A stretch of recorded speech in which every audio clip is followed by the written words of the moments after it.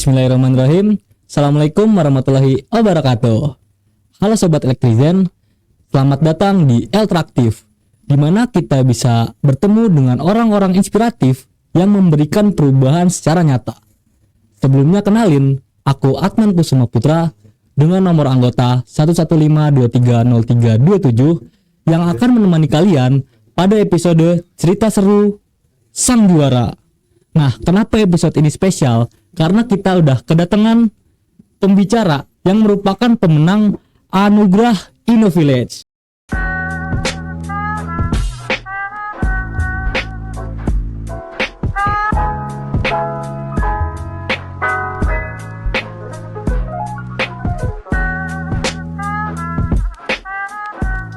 Coba Dit, kenalin diri lu dulu. Oke, halo semua. Pertama-tama makasih buat keluarga mahasiswa Teknik Elektro udah mengundang saya. Jadi perkenalkan, nama saya Radit Satria Haryadi dari S1 Teknik Elektro angkatan 2023. Gua aja kali ya biar boleh, enak. boleh. Biar agak cair ya. Biar agak cair. Oke. Gua kemarin alhamdulillah didapat nominasi jadi juara 2 Innovillage, Anugerah Innovillage tahun 2024. Juara 2. Ya. Oke. Dimana fun fact-nya adalah pada saat itu yang lolos dari FTE itu cuman dua tim, satu teknik elektro dan satu lagi teknik fisika. Mungkin itu sih kalau perkenalan. Jadi cuma dari teknik elektro sama teknik fisika. Iya. Yang mana teknik elektro itu kelompok lu. Betul. Ih, keren banget gak sih? Plus dong. Plus online, keren banget. Anjay. Karena udah perkenalan ya kan. Berarti kan kata pepatah tuh tak kenal maka kenalan. Kenalannya udah. Iya. Berarti kita langsung aja nih ke pertanyaan-pertanyaan. Boleh. Pertama gue pengen tahu dulu gimana ya? Apa motivasi atau apa alasan lu ikut lomba Innovillage ini? Jadi kalau alasan ya pertama tuh awalnya karir path harus disusun kan. Gua waktu itu udah nyusun gue harus magang di semester sekian, harus ikut lab di semester sekian, harus ikut lomba minimal juara tuh sekali seumur hidup. Nah, lab udah dapet, magang udah pernah, tinggal lomba. Nah, waktu itu pas banget Innovillage tuh lagi open competition, open proposal kan, langsung aja nyari dosen, langsung susun proposal, naro. Jadi emang karir path gue aja sih, emang harus juara gitu dalam satu lomba. Jadi emang dari awal tuh lu udah bikin planning step by stepnya ya, kayak semester sekian harus apa. Ini patut dicontoh nih teman-teman nih. Jadi kita tuh hidup tuh jangan ugal-ugalan gitu loh. Ya, harus diatur. Oke. Jadi asal usulnya karena emang lu udah ngerencanain ya sebenarnya. Iya, bener. Minimal harus menang. Anjay. Keren. Oke. Dari motivasi udah, gue pengen tahu nih asal usul ide dari mana ide PKM lu itu. Nah, Innovillage. jadi ini disclaimer dulu kali ya. Lucunya tuh gini, waktu itu tuh kita di kelas, gua di kelas, waktu itu mikrokomputer, ininya Pak Suto, pembina KMT sekarang kan. Ya. Nah, karena open proposal, gua mikir siapa nih pembinanya kan? Ya. Gak punya ide lagi kan, mana Innovillage buat desa, gua gak punya pengalaman ke desa gitu. Oke. Atau bikin alat tuh gua gak punya pengalaman. Ya udah, karena Pak Suto masih muda juga, cobalah tanya ke Pak Suto. Bentar. Emang apa hubungannya masih muda? Apa hubungannya masih muda? Sabar, klarifikasi aja lah ya. Oke. Sorry gue potong ya. Maksudnya kalau masih muda kan ngomongnya lebih enak aja, lebih to the point aja juga Lebih dekat enak, gitu ya. Gap generasinya nggak terlalu jauh. Oke. Jadi gue ngerasa lebih nyaman aja gitu kan. Make sense. Mumpung di depan mata juga kan. Ya, langsung aja nih. Emang agak selengean kemarin gue tuh, salah sih gue, ini jangan contoh ya. Jangan dicontoh. Kemarin tuh gue datang ke depan meja, gue langsung ngomong, Pak, info dong, ada ide gak buat Innovillage? Gue ngomong begitu, kacau info kan? locker. Jangan begitu. Jangan. Tapi untung beliau baik sih, jadi dia langsung nawarin, ada gini, mau ide yang mana? Udah, ngambil yang kemungkinan paling gampang diimplementasikan, langsung gue susun proposalnya. Nah, idenya itu, jadi intinya ya permasalahannya itu ada di bibit padi kering. Iya. Belum pernah denger tuh. Nah, apa yang membedakan sama padi biasa? Biasanya lihat petani nanam mundur kan. Iya. Pernah lihat kan? Berarti nggak pernah maju tuh ya? Iya. Taruh gini ya, taruh. Oke, sorry. Oke. Nah, biasanya kalau tanam mundur ini itu tuh yang nanam tuh orangnya tua-tua, faktor usia lah gitu. Ya oke. Nah, kasihan. Sebenarnya udah ada solusi konversi ke bibit padi kering. Bibit padi kering itu intinya bibitnya kering lah. Jadi nanamnya lebih awet, ditebar. Oh, nggak perlu di. Iya. Oh, paham. Nggak perlu. Padi biasa kan harus diginiin kan. Oke. Nah, tanamnya ditebar, terus dikasih air biasalah nanti tumbuh. Nah, permasalahannya kita ambil di pas pertumbuhannya, dimana dia itu nggak boleh terlalu kering, nggak boleh terlalu basah banget. Penyiraman harus ada waktunya. Udah sih kemarin penyiraman doang, sama kita nambahin yang lebih lebih biar menonjol ide kita tuh di sensor. Jadi humidity-nya harus sesuai. Iya, ada 7 parameter kemarin. Cuman yang emang kita fokusin di penyiramannya gitu. Karena emang bibit padi kering ini baru banget. Kalau ngeliat jurnal tuh susah nyarinya. Oh, karena bisa dibilang masih baru dikembangkan. Iya, makanya ya udah kita terobosan aja itu. Kita langsung buat smart irrigation-nya sama monitoringnya gitu. Nah, paling kayak gitu sih idenya. Jadi di pengairannya ya smart irrigation-nya. Make sense. Keren. Tapi dari lu ngejalanin dari awal sampai selesai, ada nggak sih kendala-kendalanya gitu? Banyak. Banyak. Apa tuh? Jadi tuh pertama 3 bulan tuh kan, kita ngebuat alat 3 bulan. Tim gue cuma bertiga. Itu udah 1 bulan harus ada laporan, terus alat harus jadi sekian, terus kita harus ke Pemalang. Kemarin di Pemalang tuh. Pemalang jauh kan? Ya. Alhamdulillah cairnya lumayan lah dari Novilage kan pendanaan tuh. Lumayan masih bisa. Walaupun ngepas tapi ya oke lah. Balik modal lah ya. Ya itu permasalahan pertama. Budget tuh ngepas banget. Cuman alhamdulillah masih aman. Kedua pas implementasi hampir ngebakar gedung P. Kok bisa itu? Gimana ceritanya nih? Jadi ceritanya tuh emang salah kita kemarin ya masih pemula lah ya kan. Kita pakai solenoid valve. Solenoid valve itu kalau nggak salah 12 volt spesifikasinya dan ampernya itu sebenarnya 300 mAh. Kecil. Tapi karena sistem kita banyak ya, jadi dari sumber tegangan ini overload harus butuh step down. Nah, itu kan step down pakai kabel tuh. Iya. Nah, kabel kita kabel-kabel yang itu loh yang di breadboard, tau gak sih kabel-kabel yang buat di jumper. Iya, kabel jumper. Nah, di situ lah kena gua. Iya. Jadi kemarin tuh ampernya 3. 3 ampere. Jauh banget 3 kan? ampere langsung meleleh, kebakar breadboard gua. Pakai itu hidran.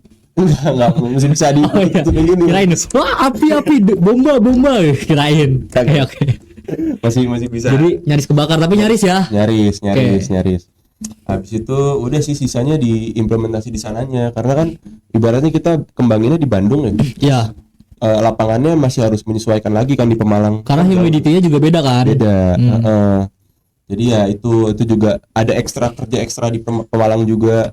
Sampai nggak tidur sampai minta bantuan orang sana juga, untung baik-baik orangnya. Syarat tuh Pemalang juga bagus. Respect Pemalang. Orang Pemalang. Kalian ke Pemalang guys. Itu problem kedua.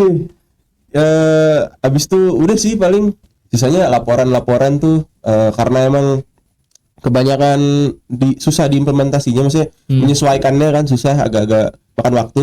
Jadi laporan tuh deadline banget. Laporan terakhirnya ya? Iya, jadi gue tuh selalu ngerjain, ini bener-bener dari 3 bulan itu selalu ngerjain H1 baru mulai itu. Deadline terparah itu. Parah banget kan? Iya. Makanya nggak expect tuh. Makanya kaget juga, bisa juara nih anjir gitu ya. Oke. Jadi problemnya di budget sama tadi budget nyaris ngebakar. Implementasi. Ya gitu. Oke. Tapi nih, selain problem-problem, ada nggak sih cerita-cerita seru lain di balik layar saat proses? Di balik layar, ada sih, ada. Jadi sebenarnya lebih ke kita kan ada ya kan satu dosen pembimbing. Sebenarnya, sorry gue belum cerita. Jadi sebenarnya itu idenya tuh Pak Suto. Ya. Tapi dosen pembimbingnya Budia. Oke. Iya, kenapa? Gara-gara, nah ini cerita di balik layar. Jadi Pak Suto nih, dia udah punya tim. Sebenarnya dia udah punya tim, tapi tambah gue.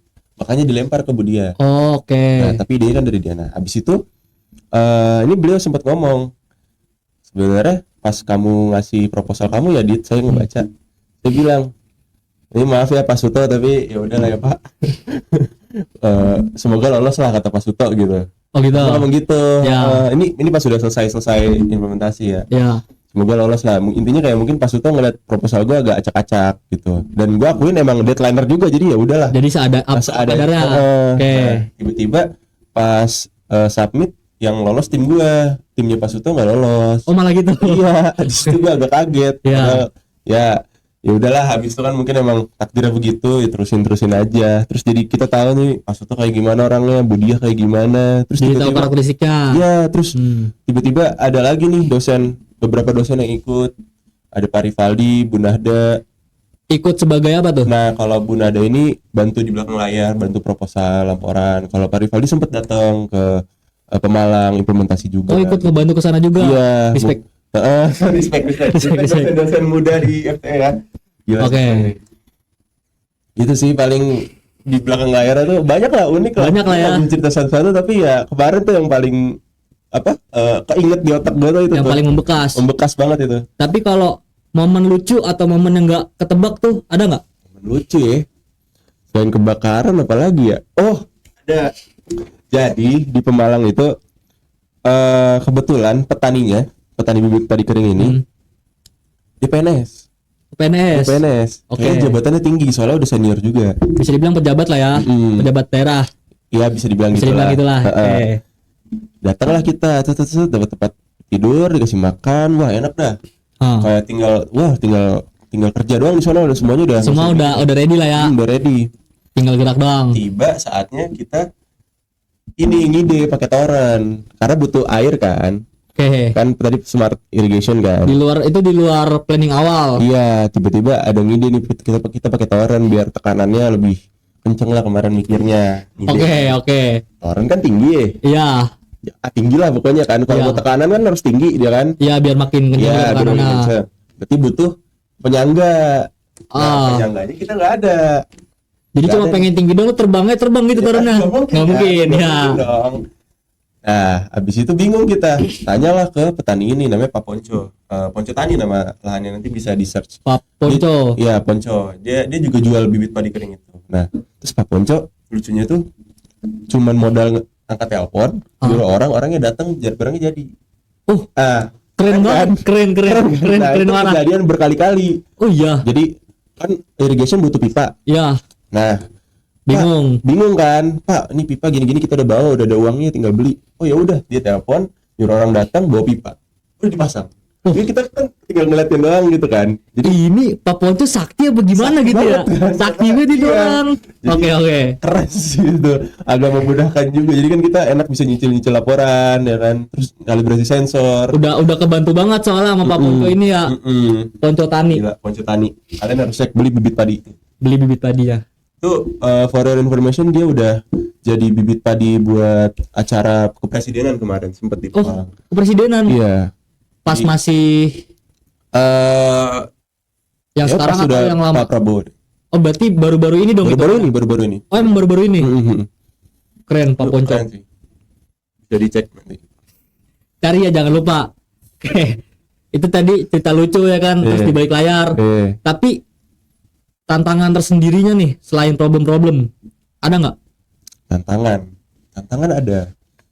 Sebenarnya gimana tuh? Jadi kan Innovillage ini kan di bawah naungan Telkom. Iya. Telkom Indonesia. Nah, karena gua sempet magang di mitranya Telkom, gua waktu itu sebagai product development unitnya. Oke. Nah, gua tuh tahu ternyata alur bisnis mereka tuh begini loh. Mungkin yang emang mereka mau begitu, itu ada caranya lah, ada skemanya. Jadi itu gue simpulin sendiri, terus gue implementasikan di Innovillage ini. Nah, ya itu tantangannya, gimana caranya gue bisa ngeselarasin gitu loh. Oke.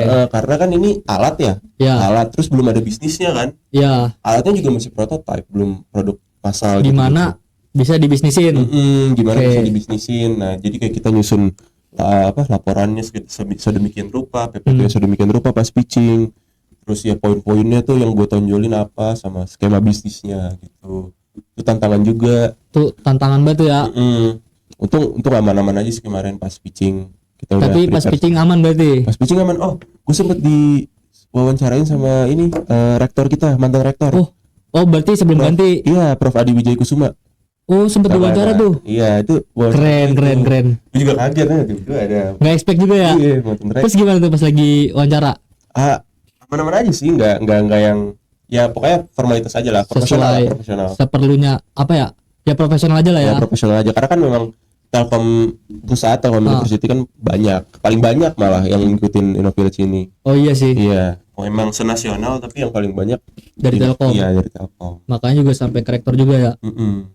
Nah, jadi dalam lu menghadapi tantangan-tantangan semua itu atau apapun, pokoknya dalam lu ngejalanin InnoVillage ini, kan lu bertim 3 orang ya? Iya. Gimana sih cara lu ngebagi tugasnya? Apakah ada peran masing-masing atau ya udahlah kita kerjanya bareng-bareng kayak gimana? Gimana tuh? Pertama-tama sorry nih yang hadir gue doang. Tadi gue belum ngucapin. Jadi sebenarnya ada gue bertiga, ada Gibran sama Isan. Nah, Gibran ini lagi ada acara lab, Isan ini lagi ada kelas. Jadi disclaimer dulu. Oke. Tadi gimana? peran masing-masing ya, anggota. Masing-masing. Sebenarnya kalau mungkin dari gue dulu kali ya. Kalau gue tuh agak all role, tapi nggak yang nggak yang pas banget di bidangnya, nggak yang jago banget gitu, paham nggak? All role tapi nggak Jack of all trades. Jack of all trades. Nah, jadi lu bisa mengcover semuanya, tapi nggak into banget. Nggak into banget. Oke. Karena emang pertama kali banget kan. Jadi laporan, LK, programming, ya pas di sananya mekanisnya juga gue sempet ikut. Terus kalau Gibran itu dia kebanyakan di program, tapi ngebantu LK juga. Nah, habis itu Isan ini otaknya 3D design. Pokoknya dia tuh gacor banget dah tuh. Ini syarat Isan ya. Syarat Isan, syarat Gibran. Wah, keren lah pokoknya tuh orang berdua. Jadi ya dia mekaniknya lah jatuhnya. 3D design, terus pas di sana juga orang pertama yang rakit-rakit. Mekanik berpengalaman lah ya. Nah, itu Budia pembimbing kita, dia bantu di laporan sama memantau aja sih gitu. Tapi Budia kesana juga nggak? Kesana juga, semua kesana juga. Oh iya. Kesana juga. Nah, berarti kan semuanya kesana tuh lu bilang. Tapi ada nggak bantuan dosen pembimbing yang paling berkesan? Waduh, jangan gitu dong nanyanya. Kalau berkesan semuanya sih berkesan sih. Nggak bisa milih sih. Semuanya berkesan sih. Nggak ada, soalnya banyak cerita di balik pertolongannya, maksudnya momen-momennya banyak sih. Jadi ya makasih banget sih udah ada Budia, Pak Suto, Pak Rivaldi, Bu Nada. Keren sih semua. Jadi emang kalau mau dipilih salah satu nggak bisa ini juga ya, karena menurut lu semua itu berkesan banget gitu ya. Jadi saking banyaknya sampai lu bingung lah mana yang berkesan karena semuanya oke banget gitu kan. Oke. Terus ada nggak sih pengalaman kan berkesan semua, baik-baik semua, tapi ada nggak pengalaman unik yang bikin pengalaman itu jadi dospem yang bikin lu kayak apa ya, jadi sesuatu yang beda lah tapi dari dosen pembimbing, atau nggak ada, kayak flat aja? Gimana mas? Agak kurang nangkep pertanyaannya. Ada nggak satu pengalaman unik atau masukan dari dosen pembimbing yang jadi turning point? Iya, apa ya? Jadi karena emang kita pas teknis itu lebih ke Pak Suto, jadi mungkin gue ambil dari sudut pandangnya Pak Suto waktu itu. Boleh. Jadi emang sebenarnya lebih ke nggak saran sih, lebih ke pelajaran sih. Jadi karena kan kita sama-sama manusia ya, dosen pembimbing juga manusia. Waktu itu sempat trial and error. Nah, tapi ya Pak Suto ini ngasih arahan A, kita taunya B, tapi ternyata yang bener C. Tapi karena kita taunya dia senior, dosen pembimbing yang paling deket lah ilmunya, maksudnya paling paling bisa diikutin. Jadi kita nggak mikir lain, udah ikutin aja gitu. Ternyata salah, kan tadi yang bener C kan. Ternyata salah. Jadi ya paling itu sih, lebih ke pelajaran. Jadi kita harus mikir, walaupun ada arahan, kita juga harus kaji ulang gitu. Jadi istilahnya apa ya? Jangan semua ditelan mentah-mentah. Bener. Kemarin itu sih pelajarannya. Jadi agak turning point langsung gara-gara hal itu. Terus sempet ISP gue short. Nah, karena kan budget pas-pasan kan. Jadi langsung setelah kejadian itu langsung kita kaji ulang. Setiap ada masukan kita baca dulu, riset dulu. gitu. Jadi pengalaman itu guru yang paling berharga gitu lah ya. Ya, meskipun kita tanpa mendiskreditkan siapapun, tapi emang kita juga perlu sosok pembimbing. Namun bukan berarti kita mentah-mentah apapun yang diperintahin gitu ya. Kita juga mesti tetap nyari jalan kita sendiri. Jadi dari pembimbing tuh jatuhnya sebagai referensi atau masukan. Betul. Oke. Mahal. Betul. Mahal guys. Mahal banget coy. Oke, sekarang dari POV masyarakatnya nih. Dampak apa sih yang dirasain sama masyarakat Pemalang ya? Ya. Oke, dari masyarakat Pemalang. Jadi kita tuh waktu itu ngambil permasalahan kan pertama faktor usia. Ya. Faktor usia di sana ternyata di atas 45 tahun semua petaninya yang nanam mundur tuh. Udah bisa dibilang paruh baya lah ya. Oke. Nah, kita nggak mau ada itu lagi karena susah nyari yang kedua susah nyari tenaga kerjanya. Oke. Yang umur muda tuh pada nggak mau, yang tua ya ada cuman dikit. Oke. Gitu. Nah, terus upahnya juga. Upahnya untuk mereka kan lebih, maksudnya ekstra. Minim lah ya. Maksudnya enggak, jatuhnya kan Ponco Tani ngeluarin upah untuk tenaga kerja ekstra dong. Oh, oke. Ya kan, jadi mereka lebih boros lah. Jadi boros karena ngeluarin upah lebih. Upah lebih. Oke. Nah, kita juga ngambil permasalahan itu terus kita rubah tuh solusinya. Jadi ya alat kita itu, dan ya masyarakatnya jadi lebih ini sih, mereka tuh lebih aware karena sempat ada sosialisasi dengan badan pertanian Pemalang loh, BPP. Nah, baru dengar tuh, jujur gue baru dengar. Iya, kita sosialisasi sama BPP Pemalang. Jadi tujuannya ya biar masyarakat di sana lebih aware kalau ada bibit padi kering loh, ada alat ini loh. Iya. Itu bisa memudahkan kalian, nggak harus ngeluarin upah banyak, nggak harus nyari orang-orang tenaga kerja di luar sana gitu. Jadi bisa dibilang dampak nyata ke masyarakatnya ialah merupakan menggerakkan roda perekonomian supaya lebih keren nih. Keren nih. Suka gue nih. Anjay. Dosen wakil nih. Bisa. Thank you. Jadi terbang ini gua. Iya begitu. Cuma setelah Innovilage selesai, itu masih lanjut nggak? Projectnya? Iya. Nah, kebetulan dibilang lanjut sih masih lanjut. Karena tadi balik lagi idenya Pak Suto ya. Nah, Pak Suto ini lagi ngerancang buat nge-upgrade si alat ini. Kita tambahin pemupukan cerdas, terus kita tambahin green energy. Jadi ya lebih mantep lah nanti intinya. Ini sekarang masih lanjut, masih ongoing. Oh, jadi gitu.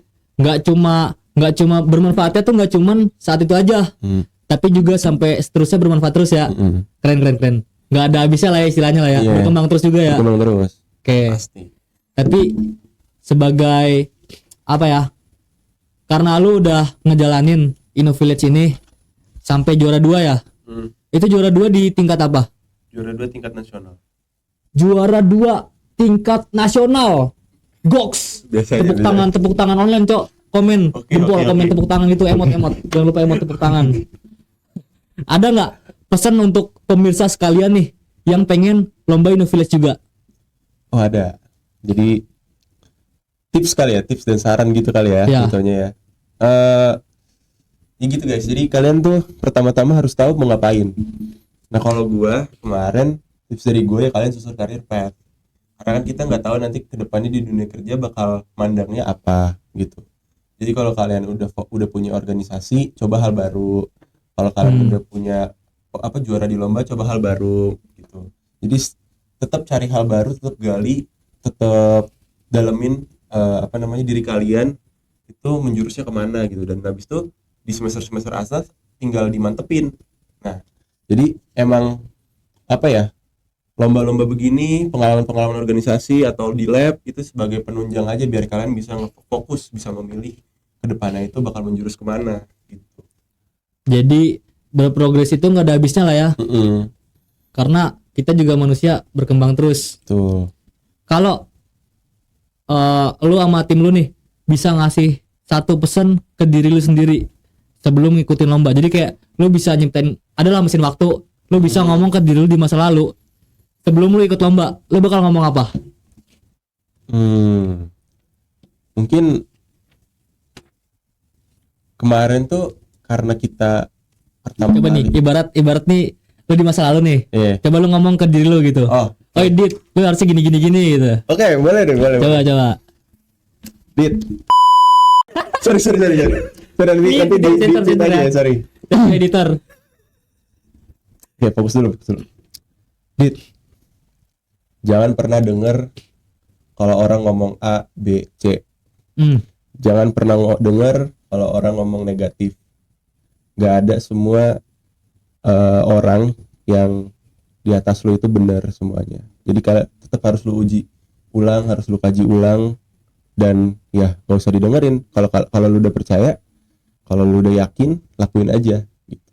Jadi intinya jangan dengar orang ngomong negatif, tetap keep yourself, pede aja, langsung aja sikat gitu.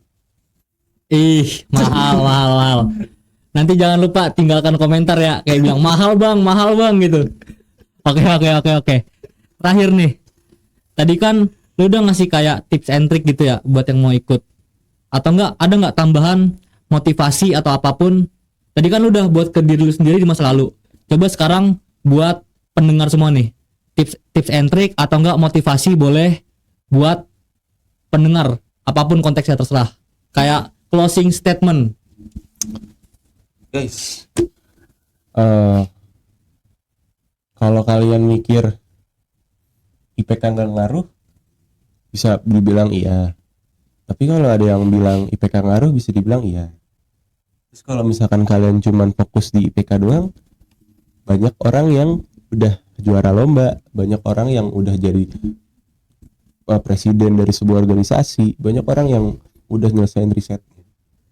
Jadi jangan fokus sama satu hal, tetap gali, tetap persiapkan diri lu buat kedepannya. Karena kita nggak tahu nanti kedepannya tuh yang bakal ngeliat kita itu dari sisi yang mana gitu. Bisa aja dari perlombaannya, bisa aja dari ketika lu jadi presiden dari suatu organisasi, bisa aja dari riset lu, bisa aja dari PK lu. Nah, tapi ya itu, menurut gua kalian tetap harus punya ya plan-plan lain lah, plan-plan backingan gitulah, biar kalian tuh juga dipandang dan derajatnya nanti lebih tinggi gitu. Maksudnya lebih safe juga di kalian gitu. Kalian ada di zona yang aman gitu. Jadi tetap gali potensi kalian, guys. Gitu sih. Disimak tuh, mahal banget. Itu ibarat berlian nih. Ini berlian paling murni, lu gali ke dalam, dia tuh harganya tak terdandingi gitu lah. Thank you. Itu kata-kata closing statement lu tuh keren banget. Direnungkan, diresapi, jangan lupa. Nah, dengan closing statement tadi, nggak kerasa kita udah sampai di penghujung acara nih. Cepet banget. Nggak kerasa kan? Kita ngobrol-ngobrol udah panjang banget. Ya tuh, udah 20. sorry. Jangan sebut ya. Udah 20 menitan. 20 menit. Iya, kagak berasa coy. Emang lo kalau nonton gini nih, kagak berasa itu sambil makan gitu enak banget. Apalagi dengar suara gua meradit. Biasanya gua nasi padang, kalau nggak Indomie tuh. Oh iya, sambil nonton gitu ya. Nonton podcast kita berdua. Anjay. Poskeng. Oke. Kita udah ngobrol seru, udah sharing-sharing. Ya, gue pengen ngucapin terima kasih. Ya, thank you. Thank you, Dit. Udah datang udah datang sama sharing-sharing pengalaman, juga ngasih insight yang berharga buat rekan-rekan semuanya nih. Alhamdulillah kalau bisa. Oke. Karena udah selesai, gua tutup aja. Segala kesalahan datangnya dari gue sendiri sebagai manusia. Segala kebenaran datangnya dari Allah Subhanahu wa taala, Tuhan yang Maha Esa. Maka dari itu, wabillahi taufik wal hidayah wal inayah. Saya cukupkan aja. Oh, sebelumnya jangan sorry, ada yang ketinggalan. Pemirsa yang baik meninggalkan jejak. Jangan lupa like, subscribe, komen, dan juga follow IG @kmt115. Wabillahi taufik wal hidayah wal inayah. Wassalamualaikum warahmatullahi wabarakatuh.